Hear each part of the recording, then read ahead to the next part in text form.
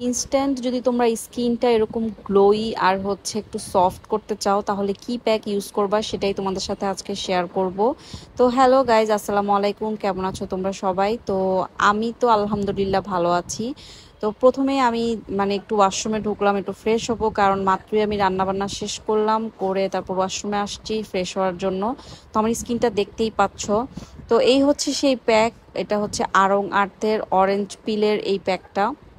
এটার প্রাইস হচ্ছে 250 টাকা বা 60 টাকা এরকম প্রাইস।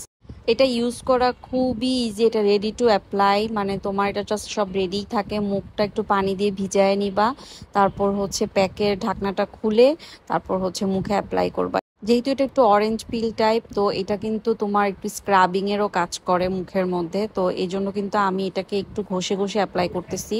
প্যাকটা আমি আমার নেকেও এটা ইউজ করলাম। তো এটা কিন্তু সপ্তাহে তোমরা 2 থেকে 3 দিন ইউজ করবা, প্রতিদিন ইউজ করার কোনো দরকার নাই। যখন মনে হবে যে তোমাদের স্কিনটা একটু ডাল হয়ে যাচ্ছে, স্কিনে অনেক বেশি ডেড সেলস দেখা যাচ্ছে, তখন তোমরা এটা ইউজ করবা, বা সপ্তাহে 2 থেকে 3 দিন ইউজ করলেও হবে। তো আমার এটা অ্যাপ্লাই করা শেষ।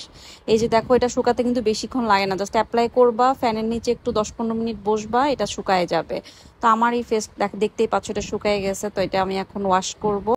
তারা দেখো, ইনস্ট্যান্ট কি সুন্দর একটা আমার স্কিনটা গ্লো করতেছে। ও আরেকটা কথা বলি, এটা ইউজ করার পর অবশ্যই, এটা কিন্তু তোমার ক্লিনজার না, ঠিক আছে? তো এটা ইউজ করার পর অবশ্যই ফেস ওয়াশ দিয়ে, তোমরা যে ফেস ওয়াশটা ইউজ করো সেটা দিয়ে মুখটা ভালো করে ক্লিন করে নিবা, তাহলে দেখবা যে ওই প্যাকের কোনো কিছুই আর ফেসের মধ্যে থাকবে না, ভালো করে ফেসটা ক্লিন হয়ে যাবে। মেকআপ ইউজ করার আগেও কিন্তু তোমরা 1 ঘন্টা বা আধা ঘন্টা আগে ফেস প্যাকটা ইউজ করতে পারো, তাহলে কিন্তু স্কিনে খুব সুন্দর করে তোমার মেকআপটা বসে যাবে। নিজের স্কিন দেখে নিজেরই অনেক ভালো লাগতেছে। তো আজকের মতন এখানেই শেষ। আল্লাহ হাফেজ।